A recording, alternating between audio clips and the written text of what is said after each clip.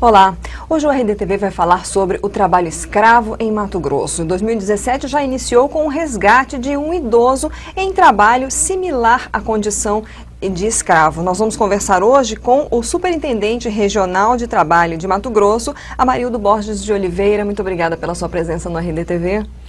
Bom dia, eu que agradeço a oportunidade de estar aqui para conversar um pouco sobre esse tema muito importante, que é a sociedade importante, que tenha clareza do que é, como que ele acontece. Bom, vamos iniciar por essa situação que foi recente aqui, né?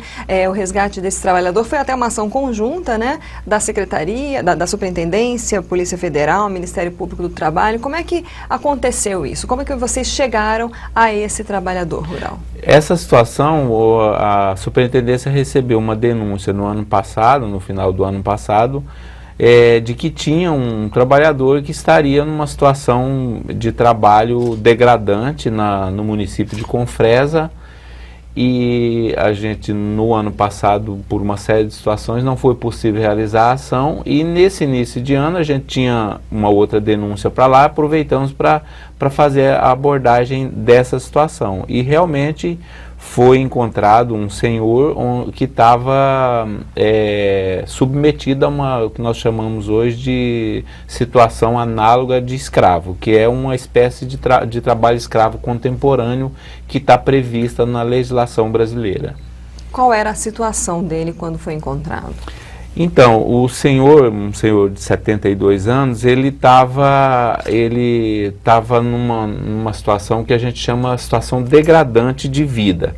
Ele não tinha as condições mínimas de moradia, de alimentação, não estava recebendo salário há muito tempo. Além de tudo, ele não tinha sequer documentos, ele estava sem qualquer tipo de documento, nem a certidão de nascimento. Mas o que de fato caracterizou o trabalho escravo contemporâneo foi a situação degradante de moradia e de alimentação que ele estava submetido. O local onde ele dormia não tinha condições mínimas de higiene, de segurança. Para se ter uma ideia, ele dividia o local com as galinhas, não tinha uma cama adequada, um banheiro adequado, ele tinha que fazer suas necessidades fisiológicas no mato.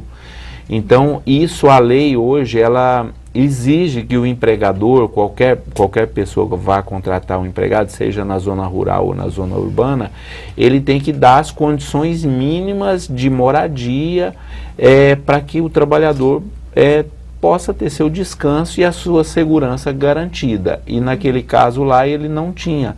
Ele estava exposto às intempéries, ao frio, ao calor, a animais que poderiam entrar no local onde ele estava alojado. A alimentação também não era uma alimentação adequada, ele não tinha local para preparo das refeições. A norma trabalhista exige também que no local onde ocorre a prestação de serviço, que tenha um local para a pessoa se alimentar, preparar a sua refeição e também se alimentar. Não se exige nada de luxo, igual muitas vezes se pensa que a lei exige que tenha mordomia e luxo. Não é isso. A lei exige o mínimo, uma cadeira, uma mesa, um local onde ele possa preparar sua refeição com higiene e um local onde ele possa repousar com segurança e com tranquilidade, para que ele possa recuperar sua força física, suas energias para uma outra jornada de trabalho.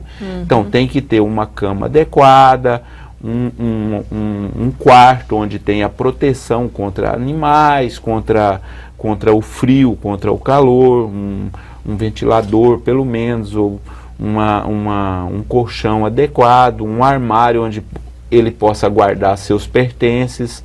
Então, na verdade, a lei exige um mínimo. Um mínimo para quê? Para quê? Para que o cidadão, o trabalhador, ele tenha dignidade.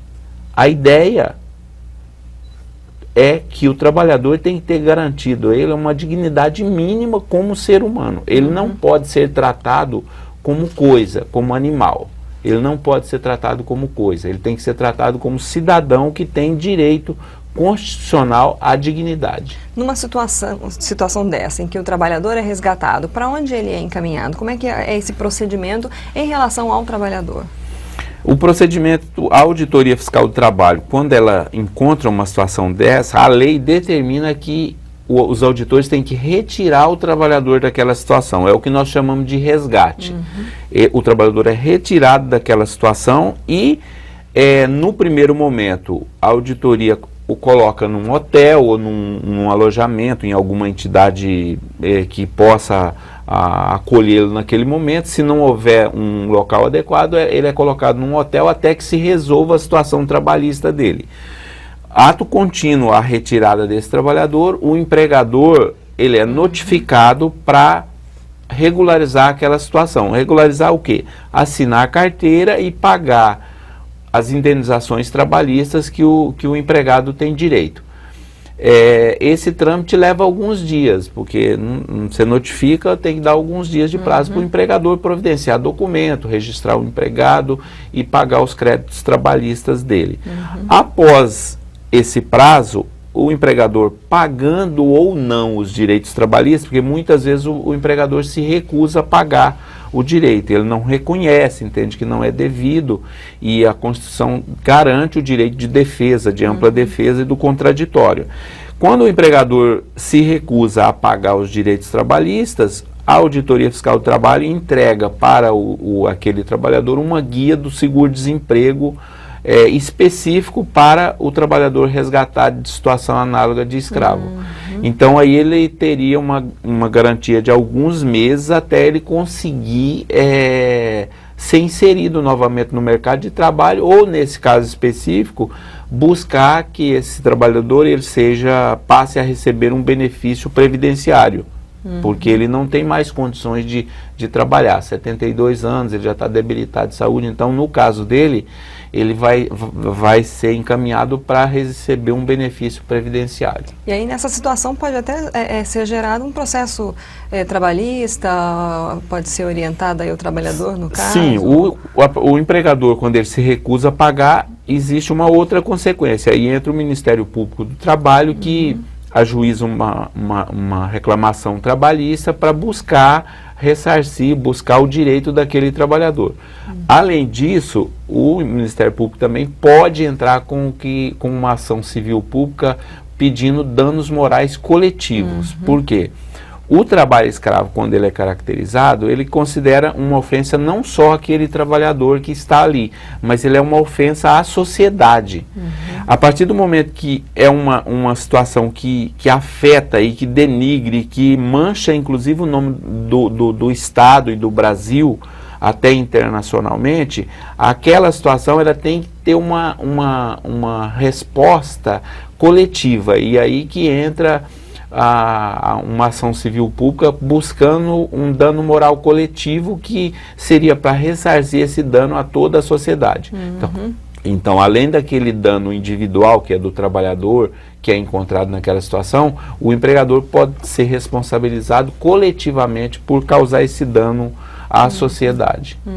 Então, já aproveitando, muitas pessoas não têm noção, ainda se liga a ideia, né, a imagem do trabalho escravo àquilo que foi na época do Brasil Colônia, né?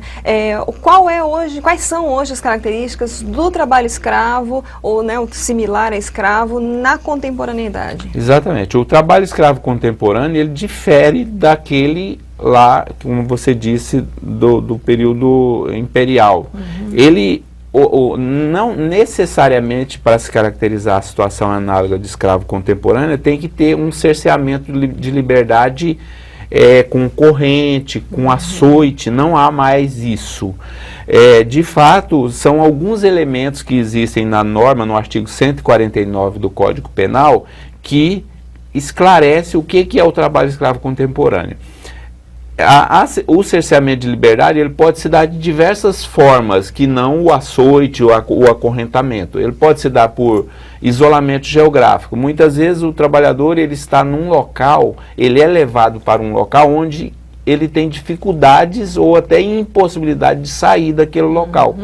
não tem veículo, não tem nenhum meio de transporte, ele está no meio do mato, ele tem cerceado a locomoção dele pelo isolamento geográfico. Essa é uma forma que a lei considera como cerceamento também de liberdade. Retenção de documentos também é uma forma moderna de se cercear o direito do trabalhador se locomover, porque ele está sem os documentos e ele fica preso àquela situação. E isso ocorre muito. O empregador, às vezes, alguns empregadores, que, diga-se de passagem, não é a maioria, é uma minoria de empregadores que comete esse crime, mas eles retêm o documento no início do contrato para dificultar que o trabalhador saia do local. Também o endividamento é uma outra espécie de cerceamento de liberdade. O empregado, quando ele entra, ele já recebe um adiantamento, que parece ser uma coisa boa no início, mas de fato é uma forma de fazer com que o trabalhador permaneça vinculado àquela situação, porque ele fica devendo, aí ele trabalha um mês, adianta mais um pouco, às vezes compra as compras são feitas no local, os valores são altos, o empregado está sempre endividado com o patrão e ele dificulta ele sair do vínculo de emprego, porque a maioria dos trabalhadores tem um compromisso moral de saldar a dívida antes de ir embora. Então, essas três situações são espécies de cerceamento de liberdade que não necessariamente não é acorrentamento nem açoite. Mas o trabalho escravo, ele se caracteriza também por algumas outras situações, aliada ou isoladamente a essas que eu já disse, que é a jornada exaustiva. Ninguém hoje pode ser submetido a uma jornada extenuante que retira a força do trabalhador, que leva ao esgotamento dele. A jornada de trabalho ela tem que ter um limite, e aí, dependendo do tipo de trabalho, se for um trabalho muito pesado, essa jornada necessariamente não tem que ser de 15, 16 horas. O fato é assim, a jornada de trabalho não pode extenuar o trabalhador, senão ela caracteriza jornada exaustiva e é uma situação que pode caracterizar também situação análoga de escravo. E principalmente a degradância. O que é a degradância? É a falta de um copo, de um colchão mais grosso? Não é. Degradância não é isso. Aliás, é uma distorção que se tenta passar para muita gente de que trabalho escravo é a falta de pagamento de um salário, a falta de um copo, do trabalhador dormir em rede, e não é isso. O trabalho degradante é o conjunto de ilegalidades, como eu disse no início, que afeta a dignidade do trabalhador. O trabalhador, ele é retirado dele a dignidade mínima de cidadão. Ele não tem um local para dormir adequado, com segurança e higiene, ele não tem um local para se alimentar adequado, ele não tem uma água limpa, higienizada para ele tomar, ele não tem um local para ele se banhar adequadamente, ele tem que às vezes tomar banho num rio exposto. Tomar banho num rio uma vez ou outra é até um lazer. Outra coisa é você obrigar o cidadão trabalhador a todo dia ter que se dirigir. Ele não tem opção, ele tem que ter minimamente um local para se banhar, um local para satisfazer suas necessidades fisiológicas sem ter que ir ao mato, se dirigir ao mato. Então é esse conjunto de situação que caracteriza a degradância, que é um dos elementos do trabalho escravo contemporâneo. Nós vimos aqui, recebemos a informação que em 2016 vocês tiveram 4 ações com resgate de 20 trabalhadores. E uma coisa curiosa é que teve um deles que foi da construção civil.